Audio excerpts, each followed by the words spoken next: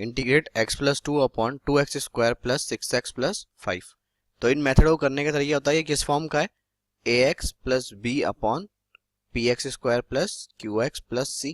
तो इनको करने का तरीका क्या होता है कि ax प्लस बी को अपन लिख देते हैं z into differentiation of this, तो ये आ जाएगा 2px plus q plus r, एक फंक्शन ले लेते हैं। तो अपन अब इसको कोफिशिएंट को कंपेयर करके z और r की वैल्यू निकाल लेते हैं। इस फॉर्म को ऐसे करना होता है। तो यहाँ पे क्या हो जाएगा, x plus 2 equals to a times इसका डिफ्रेंशिएशन क्या हो गया 4x प्लस 6 प्लस b। तो ये क्या हो गया 4ax plus 6a plus b equals to x plus 2। Coefficient compare करें तो 4a किसके बराबर आ गया 1 के बराबर। This implies a equals to 1/4 and यहाँ पे ये क्या हो गया 6a प्लस b किस फॉर्म का आ गया 2। This implies b equals to 2 minus 6a और 2 माइनस 6/4 3/2। तो 4 माइनस 3 अपॉन 2 इज b की वैल्यू हो गई हाफ। तो अपना जो इंटीग्रेशन था x प्लस 2 अपॉन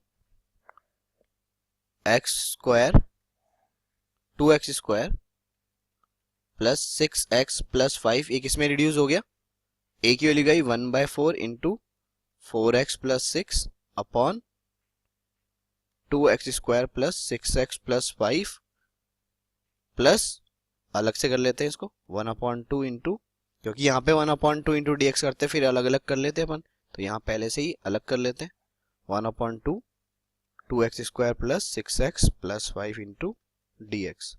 तो ये अगर अब 1/4 कॉमन लूँ तो 4x plus 6 upon 2x² plus 6x plus 5 into dx plus half 1/2 x² plus 6x plus 5 into dx।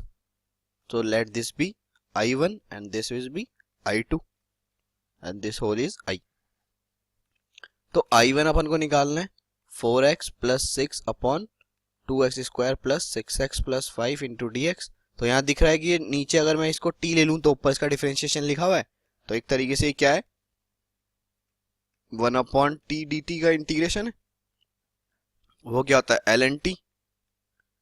तो ये क्या हो जाएगा ln of 2x² plus 6x plus 5।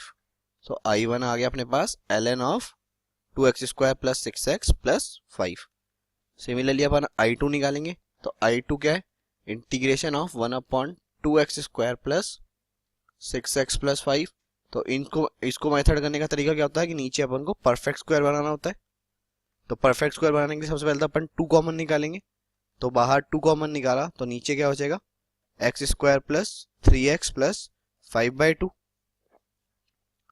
अब इसको मैं कैसे लिख सकता हूँ 3 को, this 3 can be written as 2 into 3/2 into 1 x। तो x का एक कोफिशिएंट तो आई गया यहाँ से 1, बचा गया 3/2।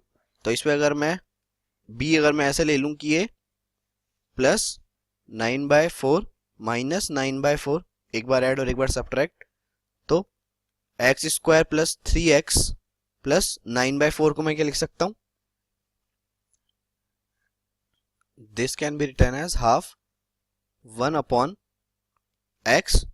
प्लस 3/2 का होल स्क्वायर। इसको लिख सकता हूँ मैं x² प्लस 3x प्लस 9/4 को, और 5/2 माइनस 9/4 अलग से रह गया, तो क्या आएगा एलसीएम लिया तो 10 माइनस 9/4।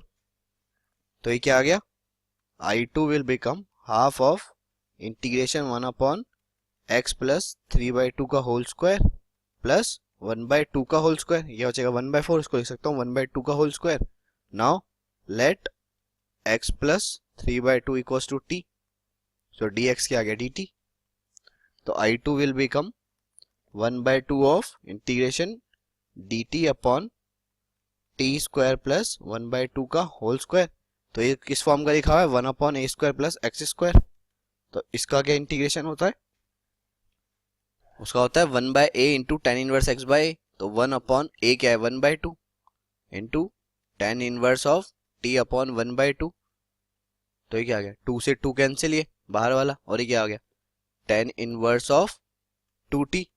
t की जगह अपने बैक सब्स्टिट्यूट किया x प्लस 3/2, तो I2 क्या आ गया, tan inverse of 2 times x plus 3/2, और we can say tan inverse of 2x plus 3.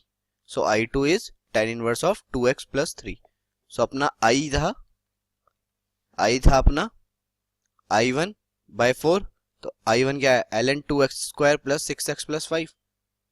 ln of mod of 2x square plus 6x plus 5 upon 4 plus ये क्या था 1 by 2 of I2. तो 1 by 2 of I2 तो tan inverse of 2x plus 3 upon 2 plus c. This is our integration.